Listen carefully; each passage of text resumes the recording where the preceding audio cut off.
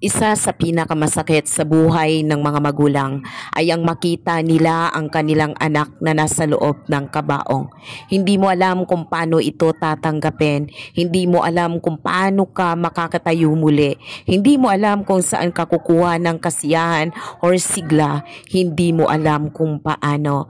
Sa sitwasyon ni Joyce Ann sa mura niyang edad, hindi niya inaakala na sa aga-agang panahon mawawala sa kanya si Abby. Sobrang mahal na mahal niya ang anak niyang ito. Napaka-energetic ni Abby. Ngunit sa isang iglap, nagkasakit siya na dengue. Mga ka-reels! Hi guys!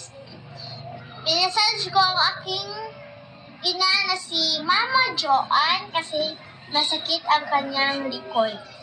So, kayo guys, dapat yun ito gawin sa inyong mga magulang kung nangailangan sa inyo. Huwag nang paligoy-ligoy po guys kasi yun lang yung trabaho natin. Alam nyo.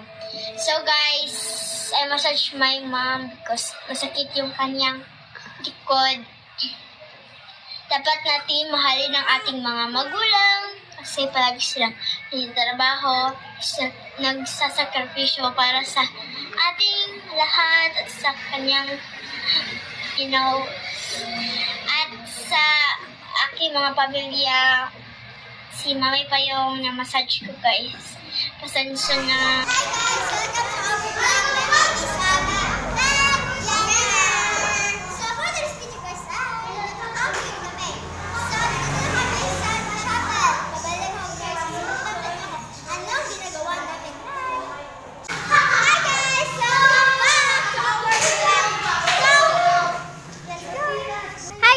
Welcome to our vlog. My name is Abby and wala siya na guys.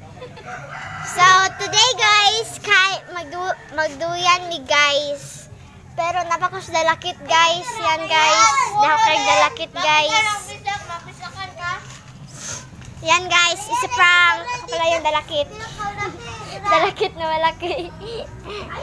And thank you nga pala sa nag-sponsor nito na si Tito Robin Talarok. Guys, magduduyan ako guys. Yan yung duyan guys.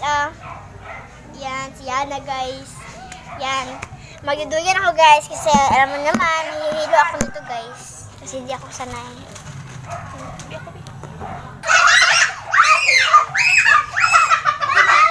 Para sa iyo, Joyce Ann, alam kong hindi madali ang pinagdadaanan mo ngayon.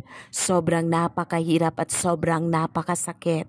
But knowing that Abby is in heaven right now, and she is in the care of Jesus, she is in the hands of her Maker, I want you to be strong and be courageous.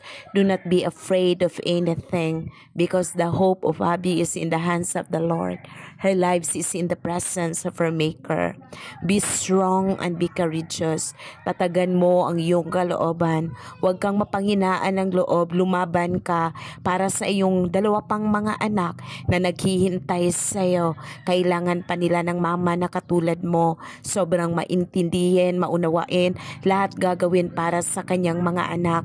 Joyce, kailanman hindi ka nagkulang sa mga anak mo. At sobra kitang hinangaan kung paano ka naging magulang sa kanila, naging tunay na kaibigan sa kanila, the best advisor kung kailangan kanila. Hindi ko man ma-fathom ang kalalim-lalim ng iyong nararamdaman ngayon.